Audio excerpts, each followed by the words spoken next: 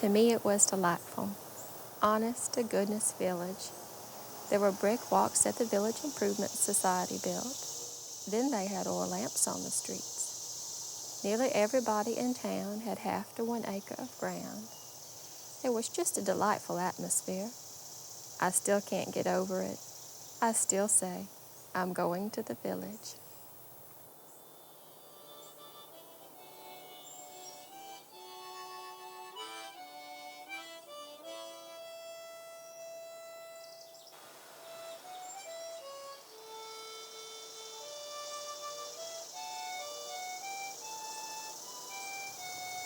Everyone in Falls Church used to have a front porch.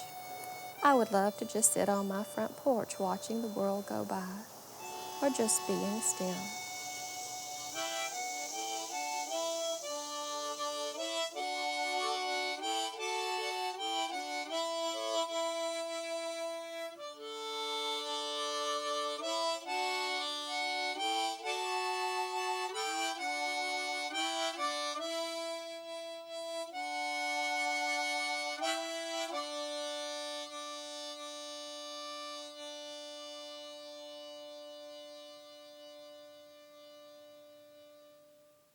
Hi, I'm with Greg and Ann Cox on their new porch that they were nice enough to invite me onto today, and we're going to talk about their porch, where they just added to their house, and porches in general in Falls Church, which is what this segment's about. And first of all, thanks for having me over today. Oh, you're welcome. And when did you add this? And can you tell me a little bit of the story behind that? And well, we started building last Thanksgiving. We're not really quite finished, but we're almost finished. Certainly out here in front, it is finished. If you were to see the back, you might notice one or two things that still need to be done. Mm-hmm. The porch itself, though, I think is blended in very well. I mean, it's not just with the house, it's with the whole neighborhood.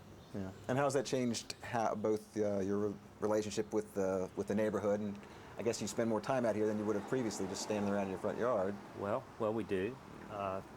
You know, I'm amazed at even in the hot days. You know, sitting out here, it's a very shady lot, and it's a pleasant place.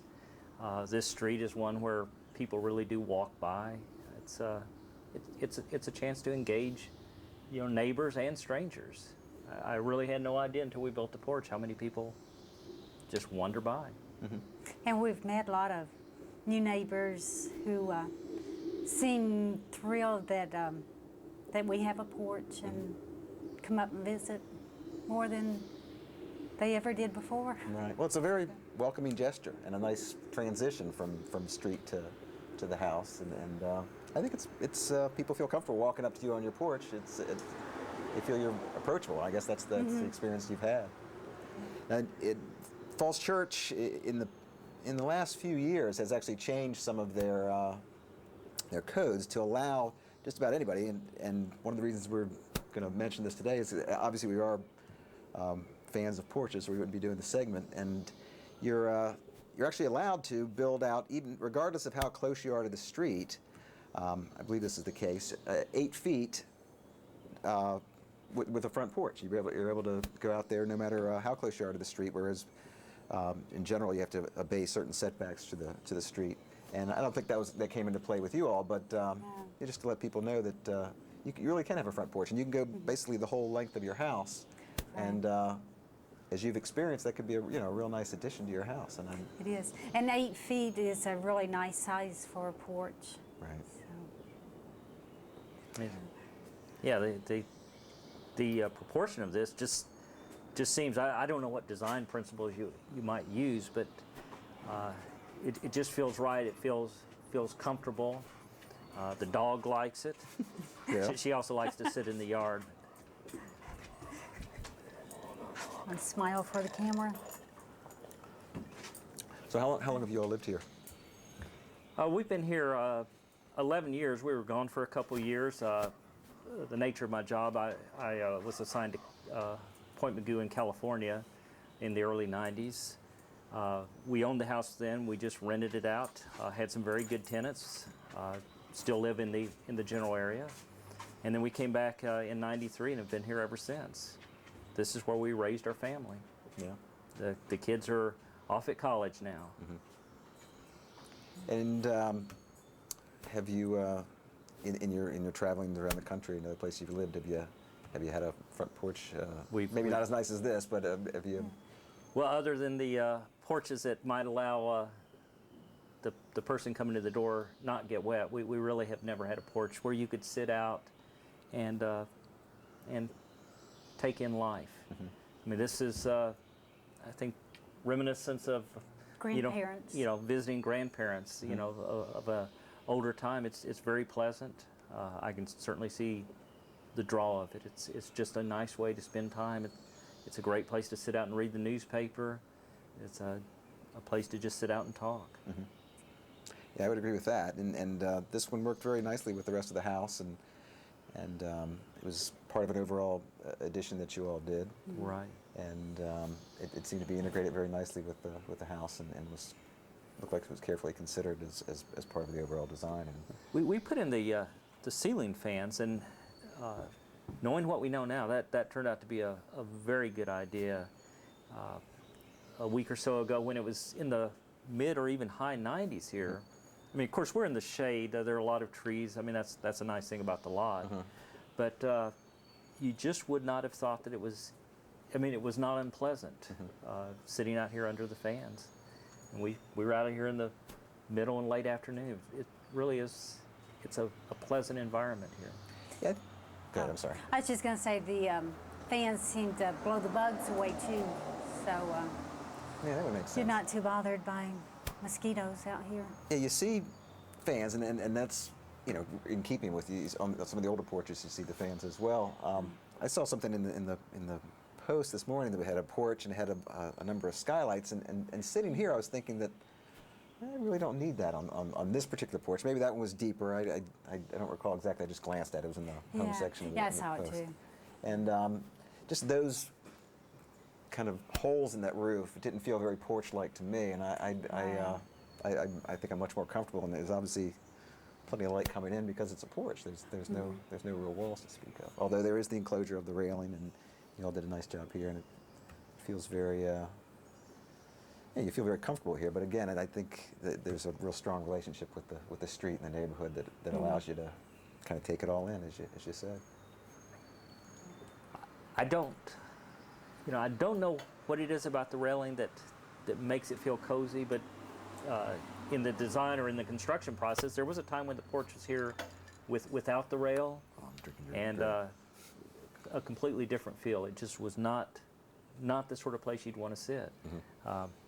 Maybe it's some subnatural fear that you're going to fall off. I don't know. Yeah, it just feels a little safer, and that's the reality too. You can't. It's a safety issue, but also it's just that little bit of containment that I think makes you feel a little bit more secure and a little bit more comfortable. It's just a slight barrier, but a barrier just the same. I think we were very fortunate to have the trees out here. I mean, I don't feel like we're on display to the neighbors or to the people walking by, but yet when they look up here, they can see us, and it's just the nature of Falls Church. You can engage in a conversation, even if it's just a quick hi and bye, or a little bit more. Maybe even invite somebody to come up and sit a spell. Sit a spell. I love that term. Exactly. That comes up a lot when we're talking about these porches. Yeah, this end of Falls Church has these fabulous poplars that are just they give a great sense of scale to the houses, and they are very sheltering and Right. We had to cut down a few trees that were right up against the house, and that actually did break my heart to cut down some trees, but we still have a bunch. There is a bunch here. So, and we were able to save this one right here. I'm a very symmetrical person, and I wanted the door smack dab in the middle of the house and everything very symmetrical. But if we did that, we were going to have to cut down that tree. So I acquiesced and moved the door to save a tree. We were talking about that the other day. I think from the porch perspective, if the doorway was there and that was open, I don't think this porch would feel as cozy as it does. It's nice to sit back here Yeah, the traffic's over that end, and we're down here at the Right. still, more quiet end, and this is where you sit and that's where you walk. I think the that's porch pretty turned good. out nicer. We saved a tree. And Pretty good actually, I story. like the way the access to the house is better too. Yeah. Well, I think it's a very nice project, and I'm sure you all are going to enjoy it a lot. And you just Yeah. got started, and I'd like to thank you again for having me by. And I'll come back anytime. I certainly will. Thanks.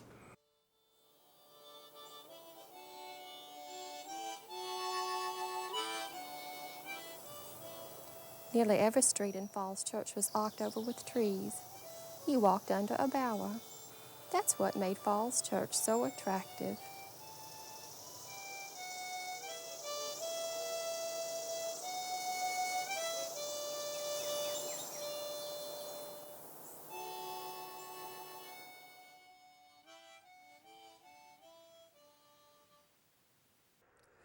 Well, we're here with Barbara Cram on Little Falls Street, 315 Little Falls Street to be exact, at the Specimen Ulmus Americana, also known as White elm or American elm or river elm. or water elm, soft elm. Soft elm, that's They the also other one, call right? soft elm. That's right, because it is soft. It is soft. Yes. But bark is the very elm soft. tree has just been real special for hundreds of years. The stories about elm date back to over in Holland, where they held back the ocean, Right. or the dikes. majestic elms over in England. But in America, this is where the Native American Indians would hold council Right. under an elm tree. And then when the peace treaties were made and broken, but generally made, they were often made under elm trees.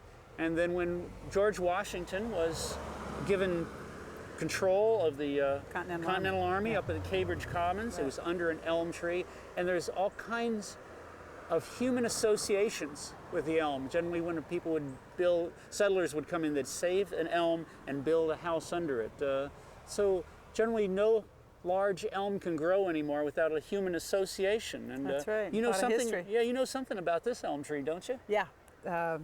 The Meltons who live in this house basically had, about 15 years ago, they had discovered a lot of dieback, and the Dutch elm disease, of course, is what was prevalent at the time. So they had to drill holes in the circumference of the elm going up, and they actually had a mechanism that looked like a pipe, and inside of that they poured the chemical. So they sort of joke around, this is the first tree they've ever heard of that get chemotherapy. Oh, okay. And their oldest son, Ben, the second story is their oldest son, Ben, when the city came in and paved the sidewalk. Oh, that's right. This used to be a gravel road up to 1958. Right, which is hard to believe. Yeah, it doesn't right. seem that long ago. Right, I know.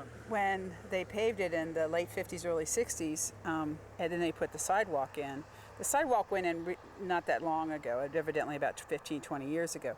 And Ben's 35 now, so it couldn't have been too long ago. Anyway, he, when they put the sidewalk in, it was right up to the roots, and he came out and tore it all up. And Good for him. Public Works got really upset I with don't know him. why. And they, threatened, civil action. And basically, the Meltons just said, well, check with the city arborist, and they never heard from them again. So that was really, I'm sure, the contributing factor that this elm is still here and very healthy. Oh, good for Ben and good for the city arborist. We still have Thank one you, of the Ben. few. And thank you, city arborist, for being there.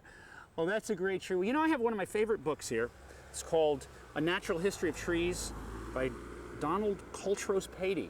And It's a great book. Yeah, and the hardback was printed in 1948. Now, I don't think they had paperbacks then, but he describes it. He says, the elm appears like a fountain of vegetation. The trunk as the primary jet gushing upwards and forking as it rises. Then the jets again forking.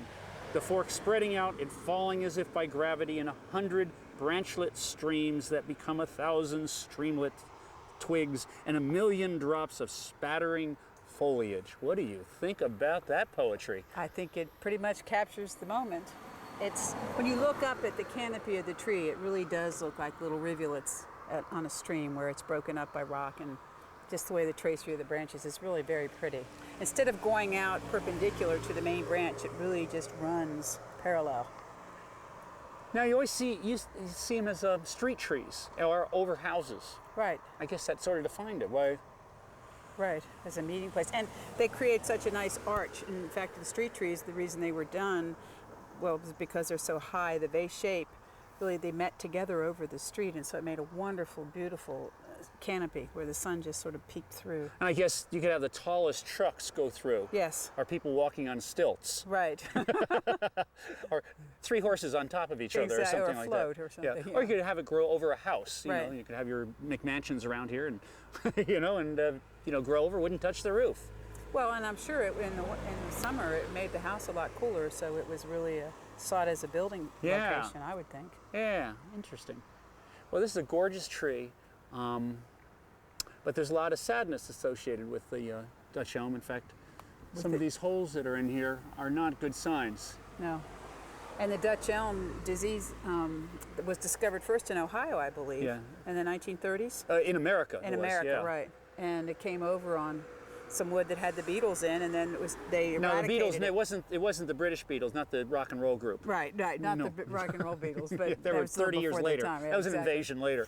When they came over anyway, they were discovered in Ohio, and it was treated and eradicated, but then it resurfaced again up in New York, up in the Hudson Valley, and Connecticut, and really took a great surge in the 50s and 60s, and it's really been hard to keep under control. So if people discover any dieback on the twigs, any new green foliage falling, that's a sign of Dutch elm. And actually, we can look across the street. Yes, that's right. Two trees. Apparently, when a house was expanded, the roots were severed, and then there's some droughts, and then they let the ivy grow up the base of the tree. The base of the tree, and when you see there's very little foliage left there, and so that puts this tree at big risk because of the beetles. Right, and if they have this tree taken down, the wood needs to be taken away because those beetles will want to find another food source. Well, this tree has taken on a lot of abuse. I mean, the roots have been severed. It's got Dutch elm, and yet it still lives. Well, it's recovering. I think the others, we could say, basically have bitten the dust. And the owners, I think, from one we were just talking to, has to put in about $300 a year just to keep it. Just to keep it alive. But when people have an elm tree, they really love their elm because you cannot find another tree that has this vaulting majesty. Right. You just can't find one. You can't grow in our lifetime, that's for sure. Now, they have another kind of elm that's come along. They've cultivated called the Liberty elm. Now, I've never really seen one. Have you? I haven't had any experience with the tree. I know that they have these test gardens where they try and grow large numbers of them so that they can, so that just one tree is telling them all they need to know. They really look at, the overall experience. Well, I sure hope that people drive down Little Falls Street just south of Great Falls and come to the site at 3:15, and right on the road you'll see one of your actually on the sidewalk. On the sidewalk, growing out over it. In fact, you have to walk into the street to get around it. Thanks to Ben Melton, right. Right, and the threat by the city arborist. We still have this magnificent vaulting, I wish I could say all the things that Patey says. American elm, river elm.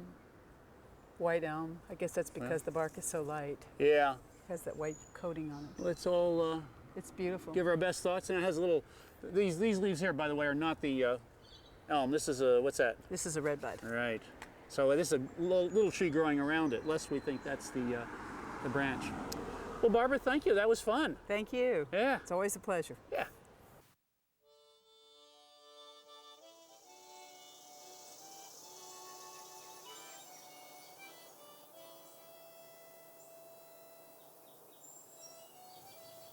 Uncle George used to take me down to Mankin's Notions and Dry Goods, a corner store at Broad in Washington, where the office building is now. She always had candy, which was something we couldn't have at home. It was a great treat for me to go to Mrs. Mankin's store and have those marvelous penny candies. Uncle George used to carry me down to the store and get them for me. Mother didn't approve, but he did it just the same. I enjoyed it.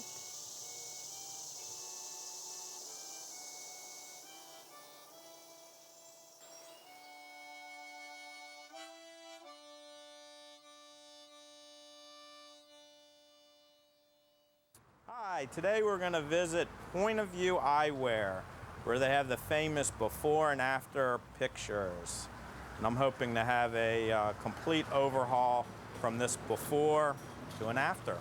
So let's go. Mike, are you here for new glasses? Yes, sir. Would you like to get a new look?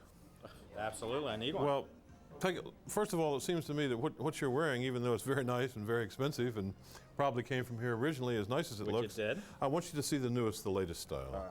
This we've had made in France, and we predict this will be the look of the future, and we're the first, actually the first in the whole United States to carry this. Wow. Well, I got to see a mirror, I mean. And once again, in fact, notice towards the camera, do a before and after. This would be the new Mike Diener after, and here would be Mike Diener before. What do you think? Now, in case you're really interested, here's Mike Diener's glasses. Let's go back over here. Okay. Before he got the nice pair that he has, really. Which was about 2 years ago I came into Point of View. This is his old pair. And this is the look that was responsible for him being very slow in his office.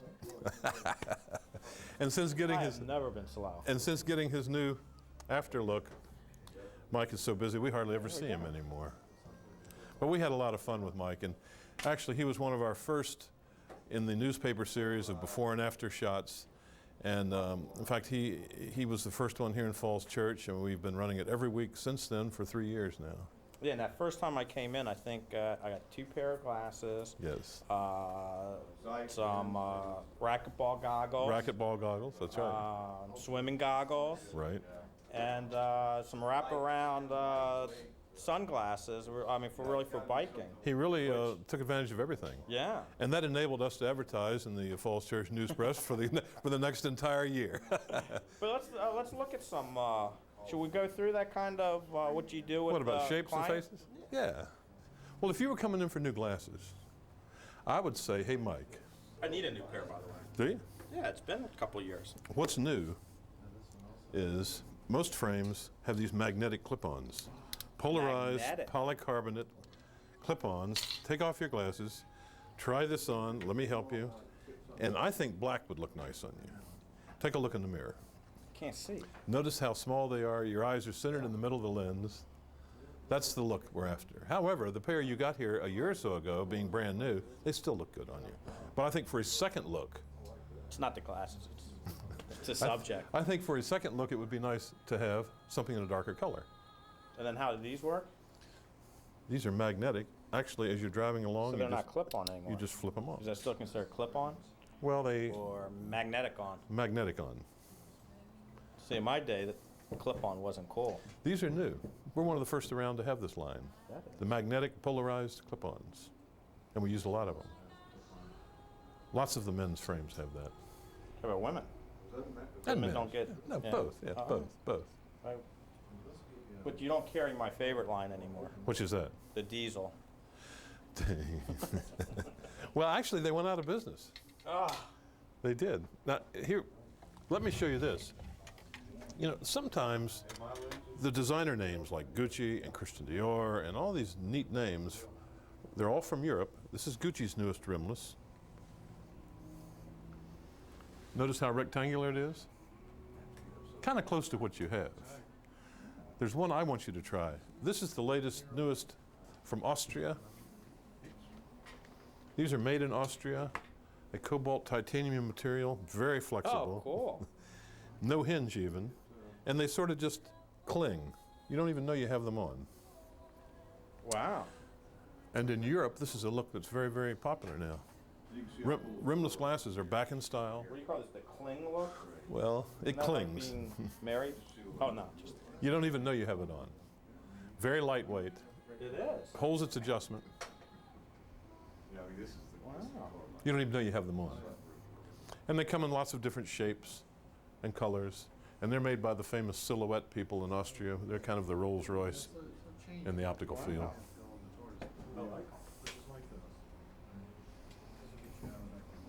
Kids couldn't destroy this. Nope, not at all. You didn't like that first one I showed you? Has anyone broken them yet? No. No. Need a prize if you break them? I don't think you'll break it. Really? No, I have yet to see one break. If I break it, do I have to buy it? Mm-hmm. How about the middle? Oh, I bet you I could break it in the middle. I don't think so. It's titanium. Yeah. Both of these are really high quality. Cool. Yeah, you know, I can. Wow. You can see with them. All right, I know you got a whole line of kids eyewear too. We have kids down on that end, a whole bunch of stuff. You want me to show you? Sure, I got kids. Here's kind of the neatest, I think. And with kids, you can get clip-ons too.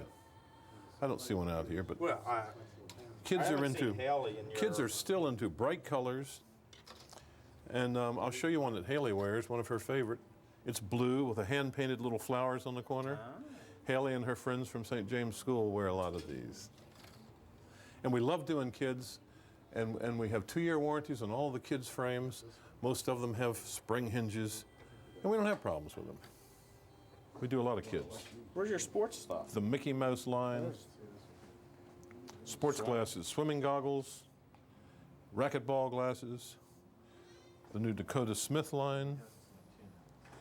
Well, what was real nice was that... Fendi has one of the nicest collections in the world. But you know, we have a lot of fun too with this system here, Mike. You can sit down, be trying on glasses, and we can photograph you and have you on the screen. I don't think it's on right now. And have a picture of you on the screen with one pair of glasses and another pair of glasses so that you can see both at the same time, which, if you have trouble seeing in the mirrors, lets you see what new glasses would look like. We also have the complete Nautica polarized These are hard to get in sunglass. your pocket, though, without someone seeing it. We're watching you. You don't have any surveillance cameras in Oh, yeah. Okay. Notice how many of these come out now with clip-ons. The hot thing in eyewear now is with custom-made clip-ons to fit each individual frame. That is nice. Well, what else can I tell you? Have you met Bill? I'm trying to figure out what that was. Have you met Michelle? Stand up and bow, Michelle. Michelle goes to University of Tennessee, and she's here helping us. And she's Volunteer? really good. Well, she said if she didn't get a raise that she felt like she was a volunteer, but she's been a real asset to us. She's sort of streamlined things around here this summer, and we're looking forward to her returning what kind of whenever case she's not do in you school. Any kind you like. See, we especially got one today for you. I like the red. That's... California Leather Company makes these. Now, these are real animal skin, right? No, we would never do that. Simulated. California leather is actually, it's not really leather. It's the old Zippo effect. That's kind of neat. I like that. Let me see that one. How come I didn't get one like this? They just came in this morning. Ah. But let us give you one of our special cleaners for anti-reflective coated Oh. lenses. Mike, did you see our award? Wow. Catholic School Business Partnership Award presented to Point of View. We won the grand prize for the Catholic Business Network of being the most supportive business. Isn't that neat? Well, I personally like And actually, this one. well, we were really happy to get that. Now, you are aware of who the 1999 No, who's the Business Person of the Year is. Who is it? It was you, wasn't it? And Jim's going to be the president of the chamber next year. Well, you know, on the Business Person of the Year, they let me select who it would be since I had been, and I figured it was time for you to have it, and that was it. That's great. Well, thank you for showing us around today. Well, good. Here comes a customer, a live one. Come in, sir.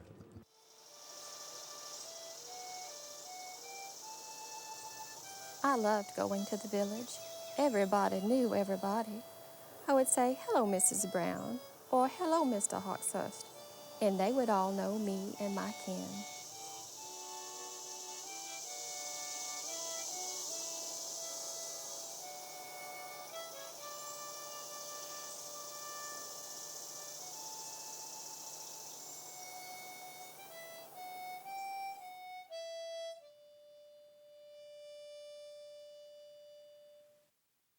Now, when did you come to Falls Church? Actually, the background newspaper started when I produced my first newspaper at age 8. Okay. Okay. Was it one of On you the turned? hectograph. No. You like turned it It was on a hectograph machine, and I know Hectograph. Blackie probably remembers the hectograph. It was a piece of gelatin, and you drew with a blue pencil Okay. and patted the master sheet down on the gelatin, pulled it off. Yeah. And the ink would sink into the gelatin, and you could put on fresh pieces of paper and make up to about 10 Ooh, I copies. don't remember that. Yeah. This goes way back, so that's what we had. That's Okay. how I produced my first paper and then sold it door to door. Yeah, mine was the kind you put through something and turned Yeah, a yeah, crank, maybe- and you got this little right. kit, Yeah. a kid's kit for that. That's Yes, great. yes, we went around with that too. So you came to Falls Church when? In 1985. 1985, and you started the Falls Church News Press in? And the first issue was March 28th, 1991. And I remember coming to the party. That's right. When You the were there first the time, very the first very night. first one. We That was put fun. that very first one off the press. Yeah, And, that was a lot of fun. we went around for a month before that first edition rolled off the press saying, come March 28th, Falls Church is going to have its own newspaper. And for as long as it took to get that first one done, it's continued. Yeah. I still don't know quite how we went from that to the very next week having number 2 off the press, and we've published continuously since that time every week. Well, I remember Dan O'Brien's been with you. I remember that He was first there. time I think Bob Morrison was helping you at the beginning. Well, Bob Morrison, prior to starting the paper, was somebody who had developed a friendship with. Yeah. Actually, we took a course, Channel 38. Prior to starting the paper, I kind of took one of the original producer courses Right. with Jim Albright as the director of the studio then, and produced actually the first public access television show that Channel 38 had. It was called Eye on Really? Washington. I remember that. And Yeah, we that was a good did show. a series of interviews with people out of D.C. that I had come to know for one reason or another. And Don Breyer, when he first got elected lieutenant governor, came on, and people like that. At any rate, I got to know Bob that way. And ever since I'd moved to Falls Church, one of the noticeable things about this great little community is somebody who, like most everybody else who lives here, commuted into D.C. on a Right. daily basis. You kind of tried to check out what was going on around. You'd come in at a certain time of year and all the lawn signs would be up for the candidates in a hotly contested election. Then you tried to say, oh, what's going on here? Who's running? What are their programs and stuff? And you'd get occasional flyer stuck in your door or something like that. But if you tried to read about it in the Post, or even tried subscribing to the local daily Northern Virginia paper, Right. there was nothing. Right. So obviously, as this kind of newspaper person that I was, I couldn't help but from almost day one moving into Falls Church saying, gee, this is a little community that could sure use its own newspaper. You sure could, and we're forever grateful for that. Well, yeah, Let's- and Bob, who is now the treasurer of Falls Church, has been for a number of years. At that time, he was working down at National Geographic. Right. And occasionally I'd hook up with him for lunch, and we'd just kind of shoot the breeze about what a paper would look like. He'd help teach me kind of the ropes about what is Falls Church, et cetera. Yeah, right. Where do you have to push the right buttons to get results? It's delicate. It's And then, delicate, so yeah. getting to know that and getting to know a few people that way, and then actually one of the other big breakthroughs for me was going to the Chamber of Commerce and telling them I wanted to put out a newspaper that would be a carrier of advertising for the local community, would be pro-business for the local community, and I'd like some kind of show of support from them that they would perhaps be willing to be advertisers in the paper if it came out. So I did a mailing, urged them to send back postcards. Got such a strong rate of return from those postcards that literally I was able to take that to the bank, and did, to a local bank here, and they gave me enough money to get the paper great. off the ground.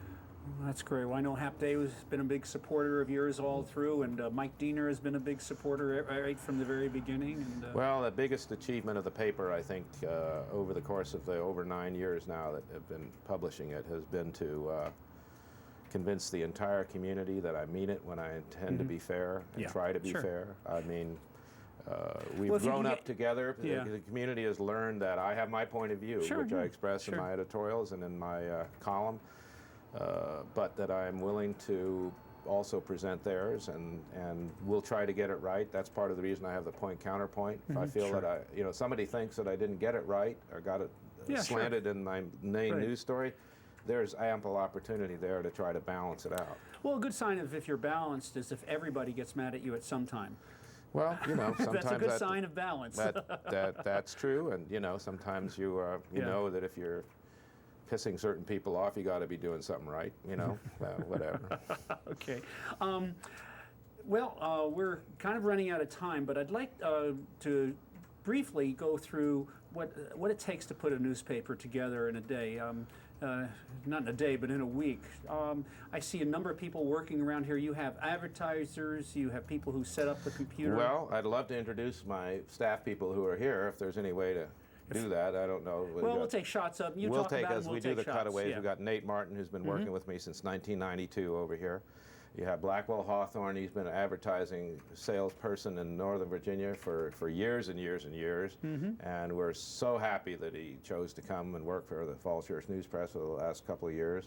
And of course, we got these two dudes over here, three of you over there, Daniel and Chris and Nate, who are part of what we have had a tradition of doing, and that is hiring the local high school kids and have them come in here and contribute in a major way to putting out the paper every week. So. And of course you have Dan O'Brien, who's been with you all the way Dan through. O'Brien has been with me from the first issue of the paper in one capacity or another, and he had to leave early today, so he's not. You can't get him on camera, but. Well, I notice also you have a traditional layout table, which you don't see too much anymore. Oh, yes. I do see the computer, and Nate's typing in vigorously there, but the layout table, that's exciting to still see that you take the glue and put it on there and slap the paper on. Well, we're a hybrid between the state of the art in terms of our ability to pull through electronic means stories and advertisements and photographs right off the email and so forth. And to do some degree of layout and so forth on the computer. But I found that the most effective way to do a paper of our size is to basically do the actual layout the good old-fashioned way, where you can see the whole paper in front of you all at once and can have optimum control over any adjustments that need to be made right up to the point it gets taken to the printer. So knowing the more advanced technologies are out there, having the software and the means by which to utilize that, I've found that the most effective way is to do it like in a kind of a hybrid sort of way. It just That's works good. I'm the best. glad you are, because it'll be a big loss when we stop doing things by hand. Well, yeah, and I think you also learn that after a while, some things are just plain done better that way. That's right, and cheaper. Not everything is best. Like we use an old version of WordPerfect. The newer versions, as others are, by the way, I'm learning in the professions of finding the same thing is true, that not always the latest version of a word processing program is the best. So. Well, Nick, thanks for being our familiar face. You are the most familiar face, that's for sure. And thank you from the whole city of Falls Church for doing this. And well, hope Dave, you keep doing this for decades. You're a great person to have around Falls Church too, and I hope the citizens here appreciate everything you do for this community.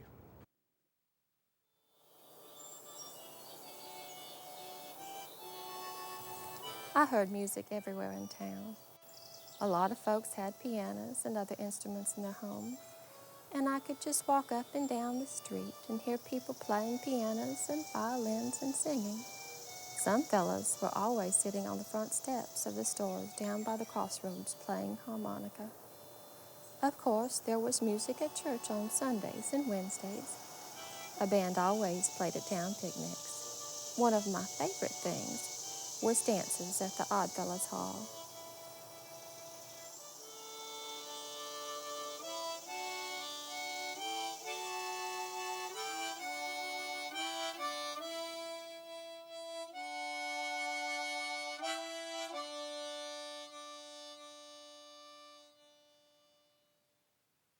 Well, Jim. Hi, David. Hey, so who would have guessed that 8 years ago in 1993, when you and I got together and said, let's do something, it was your idea. Well, I don't take credit for it, but I've certainly enjoyed them over the years. And we're about to start another one right now. Yeah, summer concert in Cherry Hill Park. All right. Well, let's talk about them. I think they start the 29th. Yes, it's the 29th of June. With Mike Marr, sorry. Mike Marr, a well-known musician in Falls Church. And we do that on June 29th every Thursday at 7 p.m. and right here at the Cherry Hill Barn in Cherry Hill Park. Now, let's see. I understand we've sort of leveled off at, what, 6 concerts? 6, yeah. Well, we started in 1993 Right, with 3. right. And in 94, how many did we do? 4, And in 95? 5, In 96? 6, 97? 7. Right. And we held there for 98 and 99, and we're back to 6 because Right. that's a good number. And we go from the last Thursday in June to the first Thursday in August. Well, you know, David, this has been special for the staff at Fox's Music Company, where I work, and we're very pleased that you've included this. I know that a number of our teachers have performed. Mm-hmm. I think we've had a number of people in choir groups, Right. flute players, That's right. sax players, Mm-hmm. and it's very exciting. Can we talk about this year's performance? Sure, yeah. Okay. Well, as you said, on June 29th is Mike Marr, and you interviewed Mike on this show, Right. didn't you? I sure did. He was in Hearing Music Everywhere, the same segment, Exactly. a couple months ago. Yeah, it was an honor to meet him. Actually, I didn't know him. I know he comes to the store regularly, but I've not heard him perform in a quartet basis. I believe his son is also a musician, right? His daughter. His daughter. His okay. daughter. In fact, I think she takes music lessons at I Fox's. think so. Yeah. Right. So it's really wonderful the way it's worked out for us and how there really is music everywhere. Yeah, it looks like somebody's getting ready for the concert right now. See, they're putting their blanket down a little early. Early. But I think they're getting all ready. That's where people sit for the concert. You know, we open those doors. Right. Of course. And so Mike's going to have a jazz quartet. This is his 4th, maybe 5th year he's done this for us. So he's well liked. And his father plays in town, too. Right. And so then on July 6th, we got Andrew Acosta's traditional country band. Yeah, I think this is 4th or 5th year also. He's a very popular performer. He does all the acoustic instrumentation, mandolin, banjo, Exactly. stand-up bass. And he's a homeboy also. He's from Falls Church, Really? also just like Mike. And well known in the traditional country music. So people just love that and they slap their knees. David, you've done a lot to help this city and to make it a fun place to live with the improvements. And one of the things, if our audience doesn't already know, or if they haven't attended, is that here in Cherry Hill, we're able to provide entertainment for people in the Sunrise community. I think it's just wonderful how they participate. You'll find 50, 75 of our old folks with their folding chairs coming across here. And a lot of young kids right at that playground over there.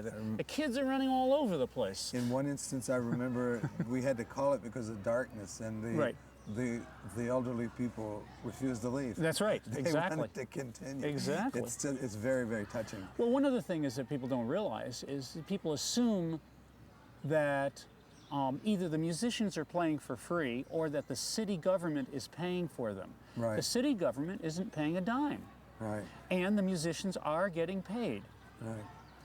Well, I know that's mostly to your credit.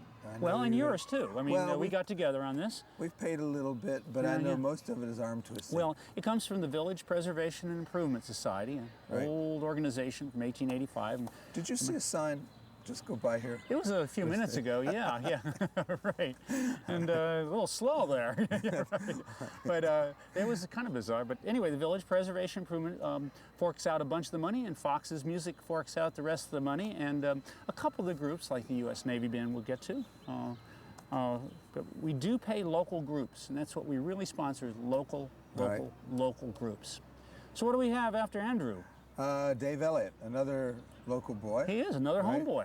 Electric Country Roots Band. Now, I assume that's going to be pretty hot. That's going to be hot. Yeah, Dave Elliott always has hot bands. He played at New Year's Eve for us. Right. And this is his, I think, 3rd year doing this. And, you know, he started out with Danny Gatton. Before that, the Apollos. I mean, he's a world-class musician, just like Mike Marr and Andrew Acosta are. And this Electric Country Roots will be different than Andrew's, which will be traditional and acoustic. Well, I mean, these people are all doing it because of their love for music. That's right. A funny little anecdote. I remember Dave Elliott telling me, he says, you know, it's very strange. He says, I'm getting paid the same price for a gig today Yes. that I was 30 years ago. That's right. You know, there's something wrong with this. That's right. Well, musicians this don't make picture- a living. Musicians Don't make a just living. squeak by. They do. And, it's amazing. And I think it comes back to you and to Fox's Music as a credit to get these people to work with us and help and perform and volunteer their time. And Even if we don't pay them enough. Exactly. Right. Well, after Dave Elliott on July 13th, Dave Elliott's on July 13th. yeah, and Andrew right. Acosta was July 6th. Then we go to July 20th, which is the Falls Church Swing Ensemble. I noticed I left swing out of this. It's this, I'm not familiar with him. the Falls Church Swing Ensemble is a group of Falls Church residents who got together for New Year's Eve to play at our Watch Night program.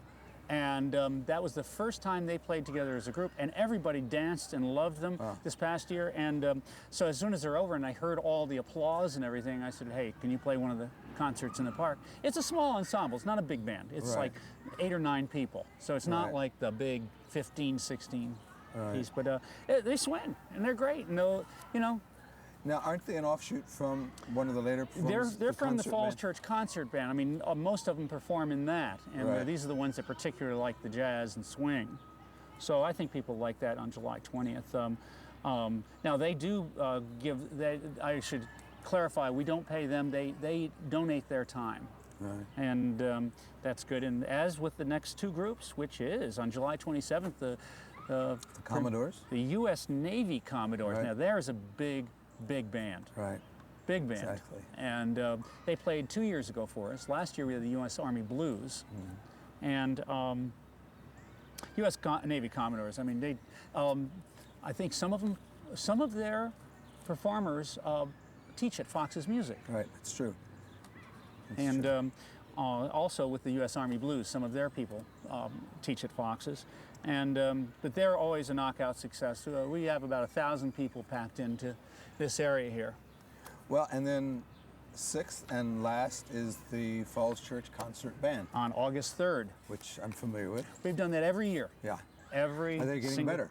They are. Oh, well, you know, they're really great. I mean, they have a great conductor. He's really a taskmaster, and these are all volunteers. They're people of all ages. I think the youngest is 13, and the oldest is like in their 80s. And isn't your daughter playing with him? No, she's not actually. No, she's really? with the Pan American Swing Band now.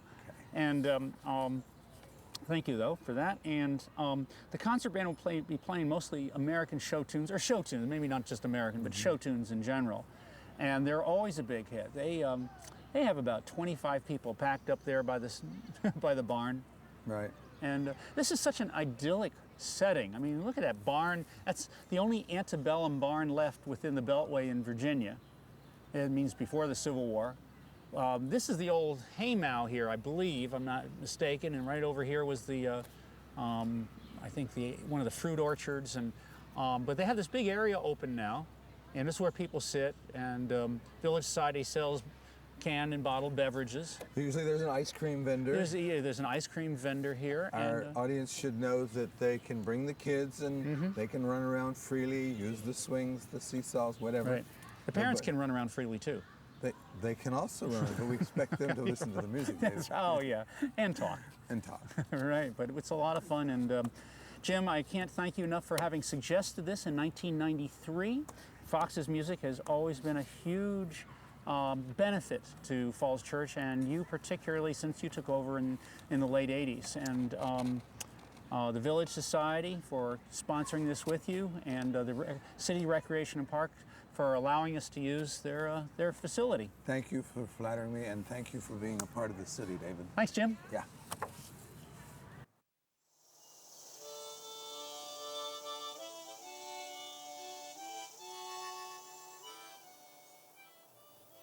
Sometimes I would walk to and from the village along the roads, but I loved to walk the trails and alleys behind houses, through fields and woods.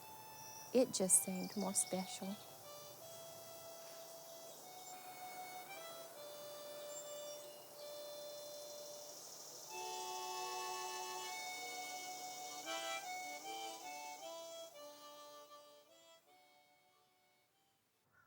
Okay, we're at part 2 of the Jefferson Street 4-mile run connector trail that starts on Jefferson Street near Cherry Street. And we're going to walk down the rest of this. This is 2 months later from the time we started this. So if you've seen the first part, this is going to be a remainder with all the shrubs that are now at the end of June. So let's come on down the trail. We're right next to Gresham Place. You can see it to your left, and between a fence of the homes on Jefferson Street to the right.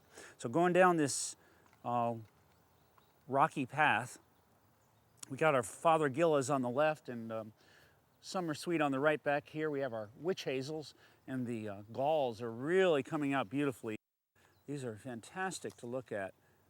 It's why they call it witch hazel, little witch hats that are on here. And they look kind of like a witch's hat. It's actually an insect gall.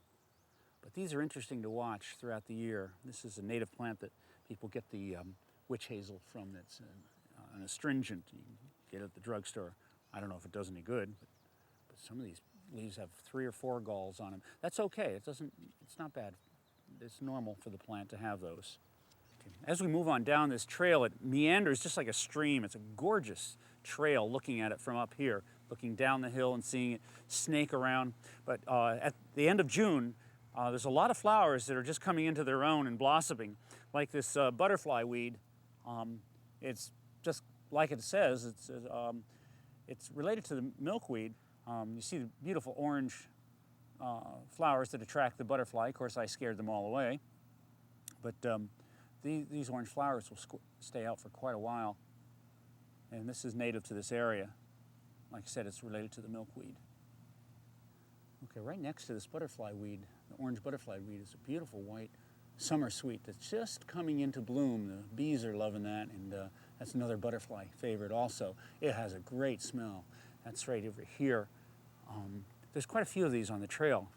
But, this has one of the best smells of any flower you'll ever find. It's called summer sweet. It's the botanical name is clethra, and alnifolia or something like that. I'm not good at pronunciation, but everybody should have one of these, if not 20 of these. They're native. They have the best smell you'll ever smell, and they come out in the end of June and then blossom through July. And it's called summer sweet for a good reason. Okay, let's go on back to the trail and go past the hollies and the sweet spires that are past prime now. They've already lost their flowers. That was in early June. And coming by some beautiful flowers. I don't know the names of those. But we're right here by the purple cone flowers, one of my favorite plants, also called echinacea. A lot of people go to the health food stores and drugstores and get tea and et cetera made out of this. But these are native, and butterflies love them. And they're just right along this path. And they're going to really be spreading. Once you get them in the ground, they spread quite rapidly, and they're beautiful. These have a very subtle sweet smell, nothing like summer sweet that's real strong. This one is subtle, but when you put your nose right on it, it's grand. Now as we go down the trail, meander down, we come down to the feeder trail that goes into Gresham Place, little gate there, and there's a no bicycle sign here. It'd be crazy to take a bike down here, but we have our oak leaf hydrangeas, another native plant. It's not native to right here in Falls Church, but it's a Native American southern southeast plant, and it is a hydrangea. It's one of the native hydrangeas, and it grows up to about 6-8 feet tall. It gets huge, and so these are still young, and they're just coming into their own now. They're just about to go into full blossom, and they're gorgeous trees. I love them. We have a lot of them at Cavalier Park, Trail Park also. Right across from the oak leaf hydrangea and the no bicycle sign, across the trail, is this beautiful eastern white oak, Quercus alba. And it grew originally in the forest that was here before Gresham Place was built. So it doesn't have a wide canopy. It's a forest tree, has a thinner canopy, but it's got a beautiful trunk and beautiful leaves on it. And interesting, right at the base of it, you see growing out a little sassafras over there, baby sassafras. And those are fun trees. Look at the leaves on them. It looks like gloves, like a gloved hand. And that's a real popular tree for making sassafras tea out of its roots, but not one that small. Okay, going past the no bicycle sign, let's go on down the hill. Let's meander down this trail. And when we get to the big American beech tree that's on the left, it's a gorgeous specimen, American beech. The trail splits off. It's at the end of the fence along the right here, and there's a dirt trail that goes off to the right into the pine woods. We come around this bend. We're just passing the end of the first tier of Gresham Place townhouses. We come around a sharp turn right here, underneath the little cherry tree. We come past a big tulip tree, and what we do, we come right to the very end of this pathway, and for some reason it just stops as soon as it goes past Gresham Place, and we enter the floodplain, and it's a muddy trail. Now the floodplain is overgrown with a lot of invasive exotic plants, meaning they're not native to this area, and they take over and choke out the others. But there is one really great native plant over here I want to show you. It's just on the other side of these multiflora, rose, etc. Honeysuckle is a touch-me-not. This is a great plant. It's of the impatient family. It's got an orange blossom right now, and it's called touch-me-not because when you touch the seed pods, that'll be in about, sometime middle of July, I believe. If you touch them, they explode on you. They don't hurt you, but I guarantee it'll make you jump back. And that's the way of spreading out the seeds, is that when anything rubs against it, it throws the seed, it explodes the seed out of the pod. Now, the local Algonquins had said, tribal people who lived in this area, always used touch-me-not whenever they got poison ivy. They didn't have calamine lotion. So I've never tried it. I don't know if it works. There's a lot of poison ivy in this floodplain, so it might come in handy sometime. Touch-me-not. As we go down the path, there's a lot of roots that are coming out, so you have to watch your step. And the fact is, this used to be a dump, so there's a lot of old brick and stone that was thrown down here. Hasn't been cleared out. You have to watch yourself for the brambles from the multiflora rosa.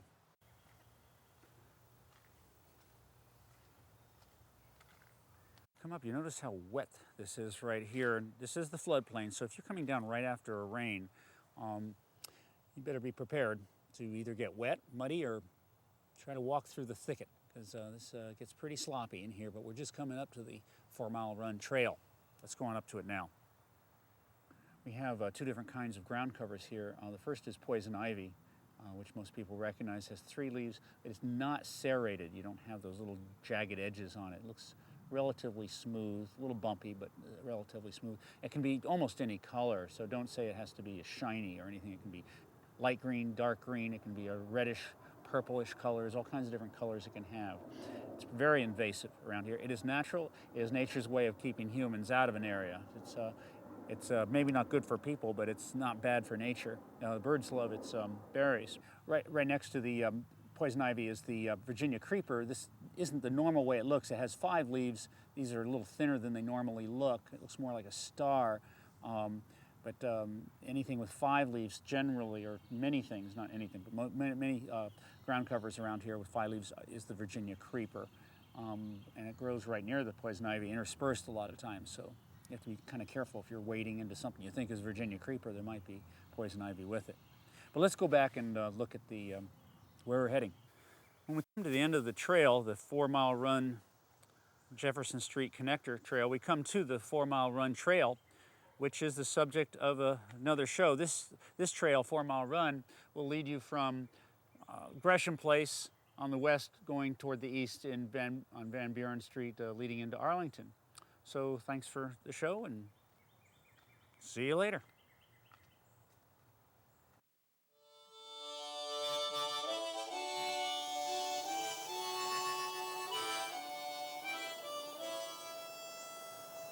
One of the most interesting things to me is that right in the middle of Falls Church, right in the middle of one of the fastest urbanizing areas anywhere, we have magnificent old houses and trees, beautiful music still in homes and on the streets, marvelous places to gather, and trails to return home on. It makes me wonder why these wonderful qualities of village life remain here in Falls Church.